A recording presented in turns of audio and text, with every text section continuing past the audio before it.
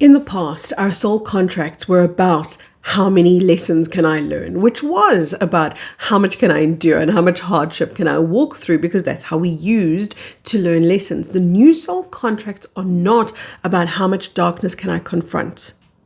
The new soul contracts are about how much light can I let in. Lightworkers, we're in the process of rewriting our soul contracts. We're going to talk about what these soul contracts are, and do you even need one? And does it oblige you to certain lessons now? Does this make your life harder? We're going to talk about why we are rewriting our soul contracts, because we had one already. Let's take this journey together into understanding what this means, because Lightworkers, what this means is that we're about to become a very formidable power upon this planet. A very powerful group of beings is about to come deeper into embodiment. And you're one of them. And I know you're going to go, I don't know. Am I really? A light worker, let's just define that. A light worker, I know that you guys often want things to be way more complicated than they are. Like, do I write a dissertation? Do I have to get a PhD? Is there a board of light workers, some big council that I've got to apply to? A light worker is somebody who works with light. It is that simple. What is light? Light is consciousness. It's love. That's what light is. Light is a frequency. And when you work with light, you work with things that are light. In other words, energy. So you're going to work with the universe, or you're going to work with God, or you're going to work with creation. You're going to work with, because you can feel the energy of the world that you live in, which is very different to how we were programmed to be in the false matrix. We were programmed not to engage with light, which is consciousness, which is expansive, which is energy, which connects us all. We were programmed not to do that. Instead, we were programmed to operate in darkness. And we didn't know that that's what we were programmed to do. Nobody gave us the memo, but that's very much where we all started out. So to be a light worker, you're working with light. And you can call yourself anything. You can call yourself a human being and a star seed and a spiritual warrior and there's 1,000 different names.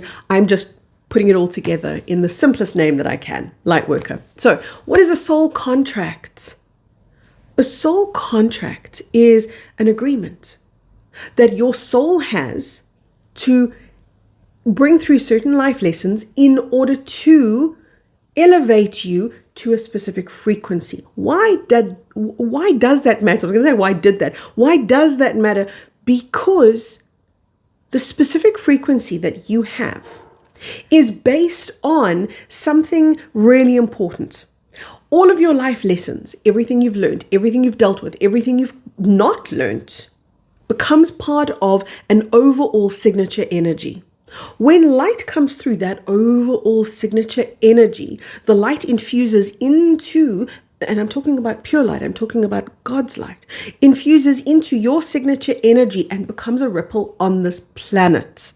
Light workers came specifically for that, to be a ripple upon this planet, in order that that light ripple becomes a bandwidth of frequency that begins to dissolve the darkness that we came specifically into. We did not come into the darkness of the false matrix because we're the dummies and the baddies and we're being punished and we've got bad karma. We came here because we're very evolved beings who knew that if we could bring our light into the deepest, darkest places, we would not only corrode the fabric of the false matrix, we would turn the false matrix, transform the false matrix into its original beauty, which is as a part of the organic universe, meaning God's pure creation. The false matrix was hijacked out of God's original creation template, and that's what we're doing. We're restoring it. The process by which the restoration takes place needs a soul contract to be in place. Otherwise, we're floundering. Your soul, you have no idea how much in your life your soul orchestrates for you. The deeper in connection you are to consciousness, the more you can feel yourself as your soul and not feel your soul as something separate from you. Because if you do, you're going to feel like a victim. You're going to feel like, oh, my bad soul is giving me all this hardship. And that's just ridiculous, because then you're devolving and not evolving. As you evolve, you come closer into connection to your soul. You lose that victimhood. You become aware of yourself as a greater presence on the planet, and that's when you begin to feel more aligned to your soul. Then it's not out of your reach. It's not like, gee, I wonder what my soul is doing. It's more like, I feel what my soul is doing because it's part of me. I'm part of it. We're connected. So you're bridging the gap to enter into your soul's consciousness so that you can work more as an ally of your soul, a co-creator with your soul, so to speak. So a soul contract is the divine orchestration that your soul brings into your life that aligns you to the people in your life, the job that you have, the car that you drive, the things that you think, the journey that you've journeyed, the stories that you have, all for one specific thing. This is where it gets really interesting. So you with me? Your soul orchestrates all of the stories in your life for one reason, so that you can let go of the stories. And I know so many people hear that and they just go, that's so unfair. Am I being punished? What is this all about? Remember that if you're in a very separate state from your soul, yes, you will feel punished. Yes, it's that separation. The journey is for you to bridge that gap so that you can really sit in the seat of your soul and go, oh yes, of course, that made perfect sense. It's in the letting go of the stories that the elevation happens, that the lessons are learned, that the integration, that the assimilation, that the up-leveling occurs. You're not here to hold on to any of the stories of your past, and the new soul contracts that are coming in are exceptionally important, because the new soul contracts that are coming in are allowing all of us to hold more light. By the way, does a soul contract mean that you're obliged? Like, am I obligated to do certain things? You can get out of a soul contract at any time. That's generally when people suddenly get ill and pass away unexpectedly. There's just an ending of a soul contract that can happen. But this is where I notice a lot of people who are feeling very separate from their soul. They go into victimhood and self-pity and they go, I want to get out of my soul contract. I don't want to be here. No, that's how you're going to guarantee that you're going to be here, because your soul's going to go, this is exactly why you came. You've worked thousands of lifetimes to get in here, not to leave, but to get through where you are. There's a great tendency on our planet right now to escape pain, to not be present with discomfort. So a lot of people want to get out of the soul contract, get into it, to get through it. So you're always free. You're not obliged. The opposite of obligation is freedom. You're not obliged to this soul contract. You're free. You made the soul contract as the soul, which is the true self. So if you want to really gain mastery over your soul contract, all you have to do is recognize yourself as the soul. Elevate your frequency. We're going to talk a bit more as I go about elevation of frequency. Elevate your frequency into that level of soul awareness, soul consciousness. But backtrack with me just a moment before I started talking about obligation. What did I say? I said the new soul contracts are all about how much more light can I let in? Now, this sounds lovely. It's very difficult. When we were born to the false matrix, we were born with a disconnected crown chakra. This was severed so that we couldn't connect to the multidimensionality of who we are. We couldn't connect to the true self, the infinite self, our higher consciousness. All of that was shut off from us.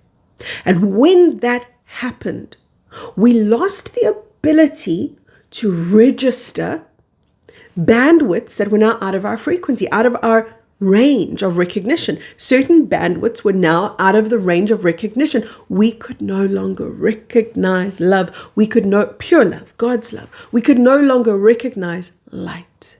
And if we did, it was little trickle. Little trickle is what we've been working with. So now what we're doing is we're saying, can I make that little trickle a massive flood, essentially? because we're beginning to recognize more deeply the fabric of who we are as beings of light. The false matrix, every single day of our lives, has gotten weaker and smaller, weaker and smaller, weaker and smaller because of the light workers. The light workers have always pushed away their power. This has been a generalized wound of the light worker populace, and that generalized wound obviously was put there on purpose by the archonic structure that engineered the false matrix, because that was going to prevent the light workers from enacting their power. Nobody could ever take the power away from the light worker, but they could make the light worker disown their own power. And that's exactly what they did. And that's exactly why today so many light workers are so quick to relinquish power. They have notions like power is harmful, power can hurt other people. They may have memories of past lives that say, well, I was once in a position of power and I used that to cause harm. Now I've got to use it to do good. And so you find that a lot of light workers have this idea that healing is appeasing instead of standing up and standing tall and standing powerful. They even have ideas that power is almost like a forcing, an overriding. That's not power, that's fear. If you've ever seen the behavior of a bully or somebody who's really forceful, that's definitely not power.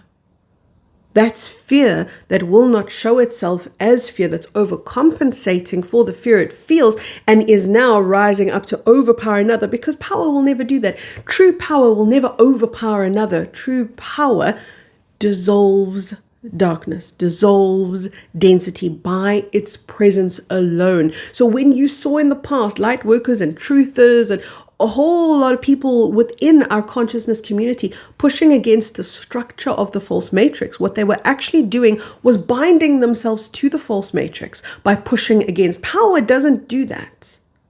Power doesn't try to force something into submission. Power stands.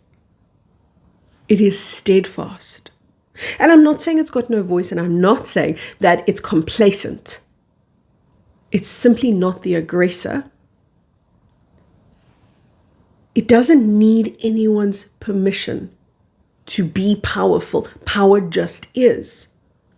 And as new levels of light come in, we must also understand that power can only be held by those who hold responsibility.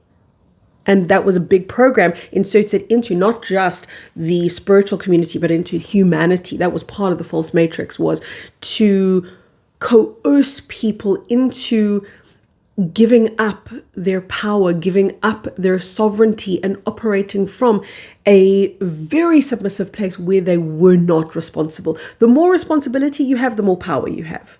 Personal responsibility is personal power. So when you see people avoiding personal responsibility, do not confuse, when I talk about responsibility, do not confuse that for the martyrdom that a lot of people hold, where, oh, I have to do this because I'm responsible to my friend, my parent, my lover, my whoever. As a parent, you're always going to be responsible to your children to be the highest version of you. That's your responsibility first and foremost. I have 3 children. My first responsibility to my children is to be responsible for myself. When I am responsible for myself, then I can be adequately responsible for them as their mother. We have so many misgivings and misunderstandings around these ideas of responsibility and power. But this is what's now, as these new contracts are rewritten, this is now what's going to become our focal point. What held me back from my power? How can I be more responsible? You're going to bring those 2 things back into focus right now. How much more light can you let in? Remember moments back I said to you, that sounds beautiful, but it's difficult. Because there are so many people who could be in the presence of love and not recognize love. I see it every day. I see people have a most beautiful, have you ever seen this? I have. Where you have somebody who is so loved, so doted on. Like, I had a friend who was so doted on by her husband. He was just the most loyal, devoted, wonderful person. And guess what she did? She cried all the time and said, he doesn't love me. What? Of course he loved her. she couldn't recognize love. She kept looking past the love that he was giving into all of these imagined ideas about his infidelities, which I know were not there. She kept creating issues where there were no issues. Basically, she was one of those people that had a problem for every solution. So she had love right in front of her, and she represents so many people on planet Earth because that love, that pure love, is so outside of our bandwidth that we recognize. So how do we let more light in? How do we let more love in? This is really now coming to the crux of it all. How do we let this in when we don't even see it? It's like, how do I see a blind spot? By its very nature, I'm blind to that spot, so I can't see it. There are some beautiful questions that you can ask yourself to facilitate the flow of the energy that will catalyze your new contract. Your new contract has one goal in mind. How much more light can you let in? You can support the answer to that question by asking yourself a couple of questions. Questions like, how much am I willing to let go of? Not what am I? Like, you don't have to isolate and delineate and name the 20 things that you're willing to let go of. Am I willing to let go of the stories that my identity is intertangled with? All of us have our identities intertwined with traumas that we've been through, stories that we believe about our childhood, our past, our nationality, our language, our gender, our world. We all have these stories. Am I willing to let all of this go? That's a powerful, powerful question. And where it leads you is almost a feeling of emptiness. Okay, we're going to talk about that. Almost a feeling like, oh, but there's nothing there then. A lot of people are very afraid of that. I had somebody recently say to me, I'm feeling very empty at the moment. And I said to them, you're actually not. You're empty of the illusion. And what you once recognized was the illusion.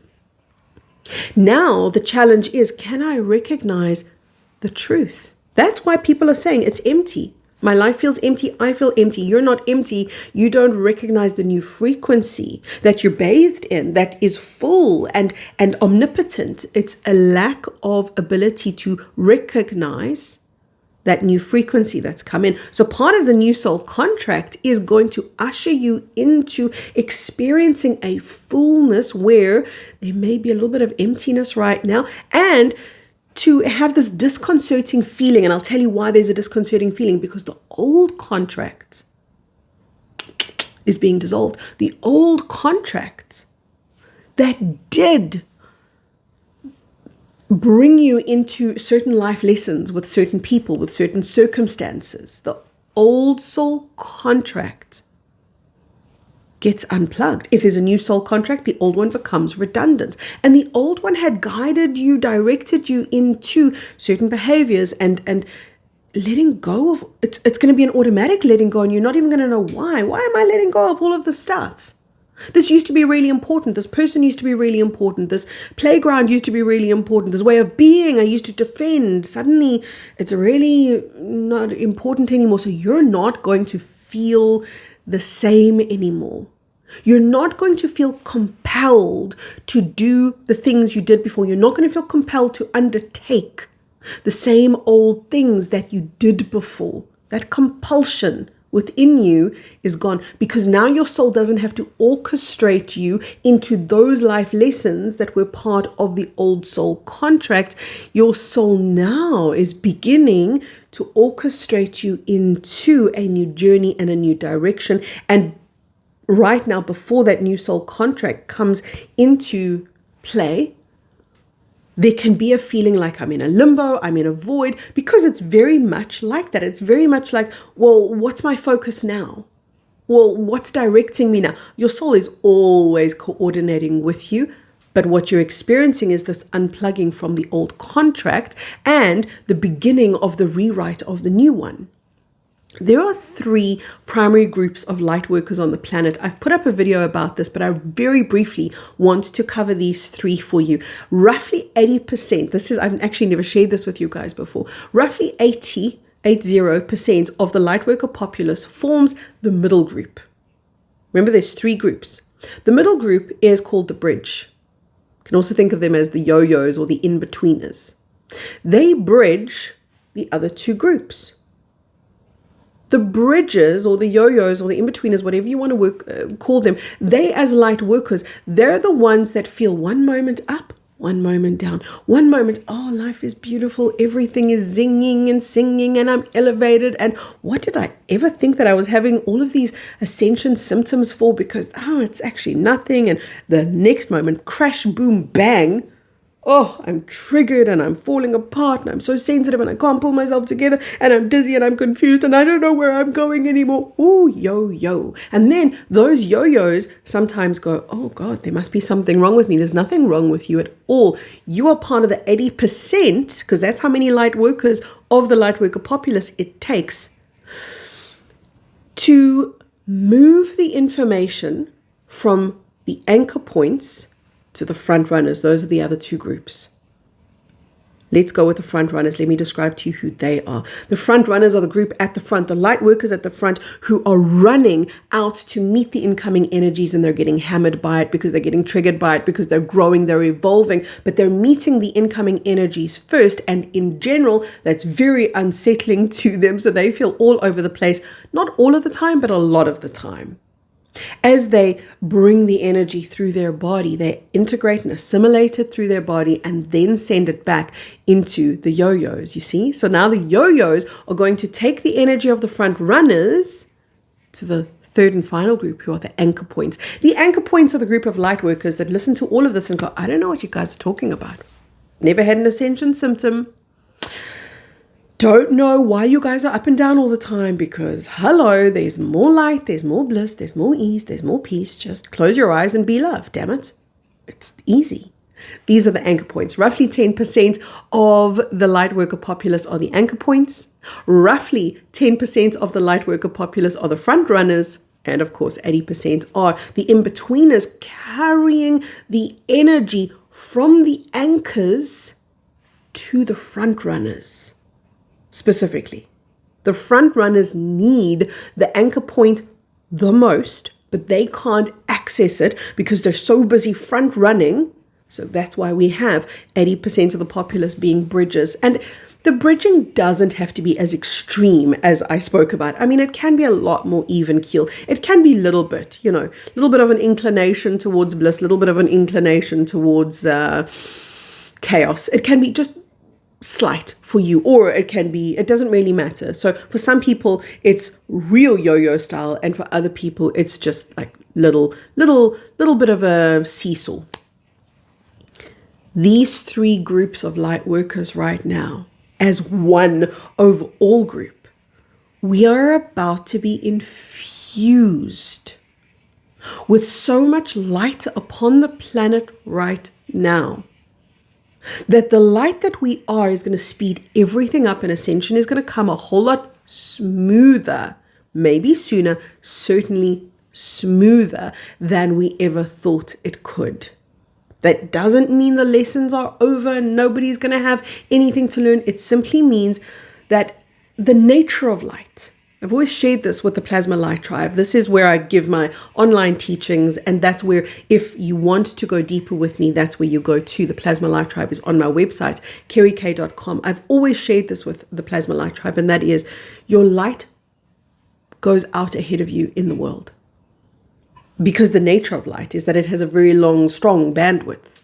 So your light, when you walk into a room, your light precedes you. Your light has already walked into that room before you even get there. When you walk into a circumstance, your light has walked into that circumstance before you. So what we're doing now as a collective is we're letting in more light so that the light moves into the future, so to speak, into the journey ahead of us, and it begins to diffuse everything that we as a collective we're going to walk into. And as a collective, all 100% of the light workers serve the role to humanity of being the ripple that they can absorb, anchor into, and draw from when the false matrix crashes and there's nothing for them to hook into, nothing for them to anchor into, nothing familiar for them. The light workers then hold the new template for consciousness on the planet.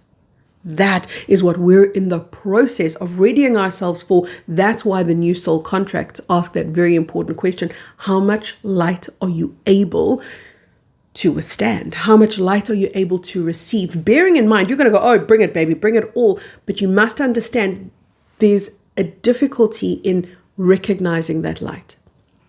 Earlier, I asked you to ask the question, am I willing to let go? Beautiful question to ask you, to ask yourself. Sit with that though for a little bit. Sit with that question and just let it kind of unfold for you. Like, am I really willing to let go of the identity that I've always thought that I am? Let me tell you why that's a big deal. When somebody that you love passes away, part of the tragedy of them passing away is that the way that they loved you, the way that they observed you, passes with them. When my mom died, was it 2 years ago? I never keep track of time. Sorry, guys. Fairly recently, when my mom passed away, I was very aware that the way that she loved me, the version of me that she loved, was, in a sense, leaving with her. And that's a bit of a bittersweet moment. That's a large part of the grief that we grieve when a loved one passes. We grieve for them and we grieve for the self that they knew us as, because they keep that version of us alive. And we see ourselves through their eyes.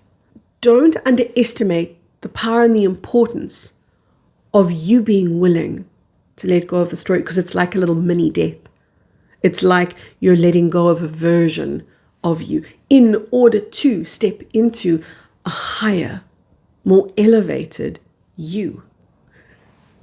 If there's emptiness in front of you, walk into the emptiness. If there's emptiness in front of you, you're doing beautifully. If there's emptiness, I know it's disconcerting and oh my gosh, and I don't know. That's cool. Celebrate if you feel that emptiness. If you feel like life is falling apart, celebrate some more. Do you know why? Because it's the false matrix. It's the illusion falling apart. When all of this happens, keep challenging yourself. How much more love can I let in? How much more light can I let in? And if you're in the plasma light tribe, you're going to take that a step further and you're going to ask yourself, how good can this get? I do encourage you, if you want to grow at a deep level with me, to join the PLT. That truly is a sanctuary unlike any other, and I just don't have words. I spend about an hour and a half with the Plasma Light Tribe every Friday, and in that hour and a half we do a phenomenal amount of work. There's only so much that I can do here on social media, so if depth is what you're looking for, then that's the home that you want to come and explore from my heart all the way into yours. So much love, everyone.